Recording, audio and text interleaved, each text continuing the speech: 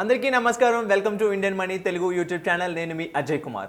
ఈరోజు మనం ఈ వీడియోలో ఫైనాన్షియల్ ప్లానింగ్లో భాగంగా మనం చైల్డ్ ఎడ్యుకేషన్ గోల్ని ఎట్లా ప్లాన్ చేసుకోవాలి అండ్ మనకి ఏ ఇన్వెస్ట్మెంట్ ఆప్షన్స్ అవైలబిలిటీ ఉన్నాయి ఆ చైల్డ్ ఎడ్యుకేషన్ గోల్ని ఫుల్ఫిల్ చేయడానికో మనం ఇప్పుడు చూద్దాం.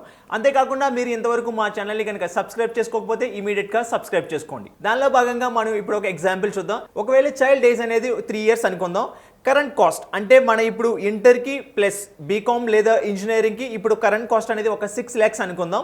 అండ్ ఎడ్యుకేషన్ ఇన్ఫ్లేషన్ అనేది ఒక 7% అనుకుంటే కనుక ఎస్టిమేటెడ్ కాస్ట్ ఆఫ్టర్ 18 years అంటే ఇప్పుడు మన ప్రెసెంట్ కాస్ట్ అనేది బీకామ్కి లేదా ఇంజనీరింగ్కి ఒక 6 lakhs అనుకుంటే కనుక ఎస్టిమేటెడ్ కాస్ట్ ఆఫ్టర్ 18 years మనకి ఎంత ఉంటుందంటే ఆల్మోస్ట్ 16,56,000 ఉంటుంది. ఎందుకంటే ఎడ్యుకేషన్ ఇన్ఫ్లేషన్ అనేది మనకి ఇప్పుడు 7% ఉంది కాబట్టి. సో ఇది అనమాట ఒక చైల్డ్ ప్లాన్ అనేది మనం ఎగ్జాంపుల్గా చూసుకున్నాం. ఇప్పుడు ఈ ప్లాన్ని మనం ఏ ఇన్వెస్ట్మెంట్ ఆప్షన్స్ అవైలబిలిటీలో ఉన్నాయి మనం ఇప్పుడు చూద్దాం. దానిలో భాగంగా ఫస్ట్ ఇన్వెస్ట్మెంట్ ఆప్షన్ ఏంటంటే ఈక్విటీ మ్యూచువల్ ఫండ్ అనమాట. చూడండి, మ్యూచువల్ ఫండ్లో 3 types ఉంటాయి. ఒకటి equity mutual fund, debt mutual fund and balance mutual fund.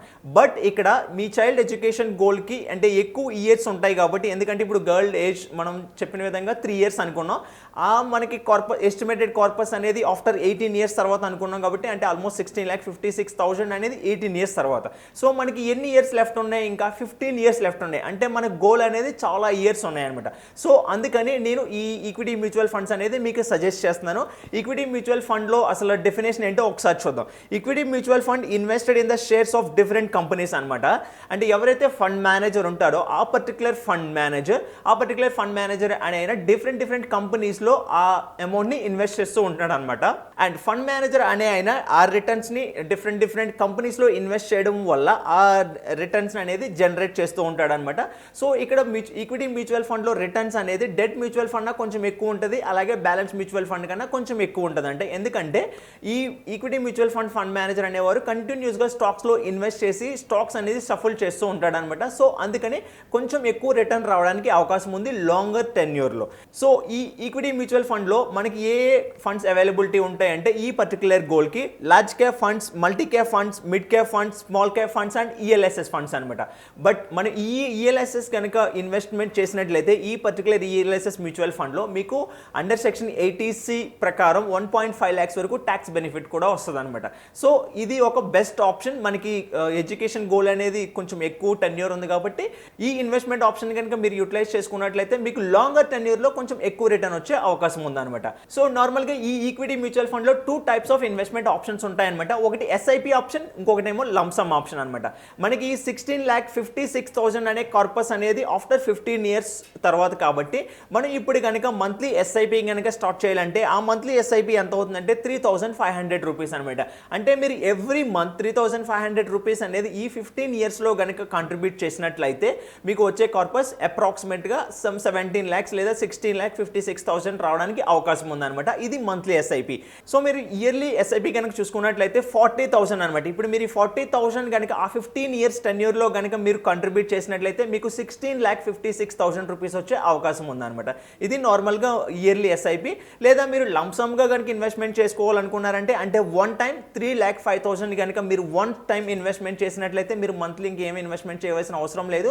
ఆ 15 years గాను మీకు 16,56,000 అనే రావడానికి అవకాశం ఉందన్నమాట. ఇది మన first investment option equity mutual fund అనమాట. Equity mutual fund longer tenure కనుక మీరు హోల్డ్ చేసినట్లయితే మీకు ఆల్మోస్ట్ 12 to 14% రిటర్న్ రావడానికి అవకాశం ఉంది. నేను ఈ పర్టికులర్ గోల్స్లో అంటే ఈ పర్టికులర్ ఇన్వెస్ట్మెంట్ ఆప్షన్లో నేను 12% రిటర్న్ అనేది తీసుకోవడం జరిగింది.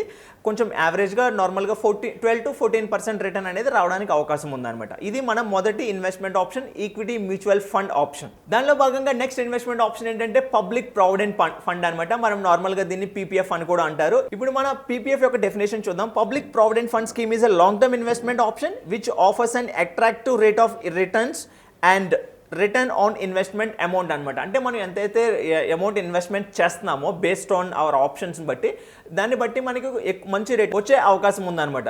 సో ఇక్కడ ఇంకొక మన బెనిఫిట్ ఏంటంటే interest earned and the return are not taxable under income tax. మనం ఏదైతే ఇన్వెస్ట్మెంట్ చేస్తున్నామో దాని మీద కూడా ట్యాక్సిబుల్ కాదు, అండ్ మనకి ఏదైతే రిటర్న్ వస్తుందో దాని మీద కూడా ట్యాక్సిబుల్ కాదు, అండ్ ఫైనల్గా మనకి ఎంతైతే కార్పస్ వస్తుందో ఆ కార్పస్ మీద కూడా ట్యాక్సిబుల్ కాదనమాట. ఇది కంప్లీట్గా ట్యాక్స్ ఫ్రీ అంటే ఎగ్జామ్టెడ్ ఎగ్జామ్టెడ్ అనమాట. అంటే మనం ఇన్వెస్ట్మెంట్ చేసిన దాని మీద ఎగ్జామ్టెడ్, మనం ఇంట్రెస్ట్ వచ్చిన దాని మీద ఎగ్జామ్టెడ్, అండ్ మన ఫైనల్ కార్పస్ మీద కూడా ఎగ్జామ్టెడ్ అనమాట. అండ్ ఈ పీపీఎఫ్ లో కనుక టెన్యూర్ కనుక చూసుకున్నట్లయితే ఈ పీపీఎఫ్ అనేది 15 years టెన్యూర్ ఉంటుంది అనమాట. అంటే లాక్ ఇన్ పీరియడ్ 15 years కింద ఉంటుంది. మీరు కావాలంటే మధ్యలో ప్రీ మెచ్యూర్డ్ విత్డ్రాల్ అని కూడా చేసుకోవచ్చు. బట్ మనకి ఇక్కడ పర్టికులర్ ఈ టెన్యూర్ లో అంటే ఈ పర్టికులర్ గోల్ లో మనకి 15 years కాబట్టి నేను పీపీఎఫ్ అనేది ఒకటి ఆప్షన్ గా తీసుకున్నాను. ఎందుకంటే పీపీఎఫ్ అనేది లాక్ ఇన్ పీరియడ్ వచ్చేసి 15 years అనమాట. సో మీరు ఈ 15 years కనుక ఈ పీపీఎఫ్ లో కనుక కంటిన్యూ చేసినట్లయితే మీకు మంచి రిటర్న్స్ వచ్చే అవకాశం ఉంది. అండ్ ఈ పీపీఎఫ్ లో మినిమం ఇన్వెస్ట్మెంట్ ఎంత అంటే 500 రూపీస్ అనమాట. మాక్సిమం ఇన్వెస్ట్మెంట్ ఎంత అంటే 1,50,000 రూపీస్ అనమాట. అండ్ ఈ 1,50,000 కూడా మీకు అండర్ సెక్షన్ 80Cలో మాక్సిమం బెనిఫిట్ అనేది లభిస్తుంది. అండ్ మీరు ఎంతైతే ఎవ్రీ ఇయర్ ఇన్వెస్ట్మెంట్ చేస్తారో ఆ ఇన్వెస్ట్మెంట్ కూడా అండర్ సెక్షన్ 80Cలో మీకు ఇన్కమ్ ట్యాక్స్ బెనిఫిట్ వస్తుంది అనమాట. ఈ ప్రెసెంట్లీ ఈ క్వార్టర్లో ఈ పీపీఎఫ్లో ఇంట్రెస్ట్ రేట్ ఎంత ఉందంటే 7.10% అనమాట. ఇది కూడా one of the best option మన చిల్డ్రన్ ఎడ్యుకేషన్ గోల్కి. ఎందుకంటే చూడండి పీపీఎఫ్ అనేది 15 years లాంగ్ టర్మ్ అనమాట. మనకి 15 years కూడా కంటిన్యూ చేసుకోవచ్చు. అండ్ ఇంకొక బెనిఫిట్ ఏంటంటే మనకి ట్యాక్స్ బెనిఫిట్ కూడా వస్తుంది. మనం ఇన్వెస్ట్మెంట్ చేసిన దానికి మన రిటర్న్ వచ్చిన దానికి మన కార్పస్కి మనం ఎలాంటి ట్యాక్స్ పే చేయవలసిన అవసరం లేదు. ఇది కంప్లీట్లీ ట్యాక్స్ ఫ్రీ అనమాట. సో ఇది మన సెకండ్ ఆప్షన్. ఇప్పుడు థర్డ్ ఆప్షన్ కనుక చూసుకున్నట్లయితే ఎస్ఎస్వై స్కీమ్ అనమాట. దాన్ని మనం సుకన్య సమృద్ధి స్కీమ్ అంటాం. ఇప్పుడు డెఫినేషన్ చూద్దాం. Okay, SSY aims at tackling a major problem associate with the girl child education and the marriage. నార్మల్గా ఈ ఎస్ఎస్వై స్కీమ్ని ఎందుకు ప్రవేశపెట్టిందంటే సెంట్రల్ గవర్నమెంట్ చాలామంది ఈ గర్ల్ చైల్డ్ ఎడ్యుకేషన్ అనేది కొంచెం డిలే చేస్తూ ఉన్నారనమాట. ఎడ్యుకేషన్ కానీ లేదా మ్యారేజ్ కానీ కొంచెం అంత ప్రాపర్గా వాళ్ళు ప్లాన్ చేసుకోవట్లేదు. అందుకని సెంట్రల్ గవర్నమెంట్ ఈ ఎస్ఎస్వై స్కీమ్ని ఎక్స్క్లూజివ్గా గర్ల్ చైల్డ్ కోసం అనౌన్స్ చేశారనమాట. ఇది one of the best option అనమాట మన గర్ల్ చైల్డ్కి వాళ్ళ ఫ్యూచర్లో ఎడ్యుకేషన్ కానీ మ్యారేజ్ కానీ. ఇప్పుడు మన ఎస్ఎస్వై డీటెయిల్స్ కనుక చూసుకున్నట్లయితే నార్మల్గా ఎప్పుడు ఈ ఎస్ఎస్వై అకౌంట్ని ఓపెన్ చేయాలంటే గర్ల్ చైల్డ్ అనేది బిలో 10 years మాత్రమే ఉండాలి. అలాంటప్పుడు మాత్రమే ఈ ఎస్ఎస్వై స్కీమ్ని మనం ఓపెన్ చేసుకోవచ్చు అనమాట. నార్మల్గా 10 years లోపల ఉన్న వారికి మీరు ఎవరైనా ఓపెన్ చేసుకోవచ్చు. బట్ ఈ స్కీమ్ ఎక్స్క్లూజివ్గా గర్ల్ చైల్డ్ కి అనమాట. అండ్ ఈ ఎస్ఎస్వై స్కీమ్ అనేది నార్మల్గా ఒక గర్ల్ చైల్డ్కి అప్లికబుల్ అవుద్ది, మాక్సిమం 2 girl childకి అప్లికబుల్ అవుద్ది అనమాట.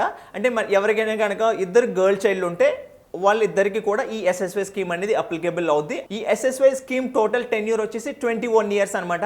బట్ మనం కాంట్రిబ్యూట్ చేసేది ఫస్ట్ 15 years మాత్రమే. ఆ తర్వాత 6 years అనేది మనం కాంట్రిబ్యూట్ చేయవలసిన అవసరం లేదు. అండ్ ప్రెసెంట్ ఇంట్రెస్ట్ రేట్ ఈ ఎస్ఎస్వై స్కీమ్లో ఎంత ఉందంటే 7.60% అనమాట.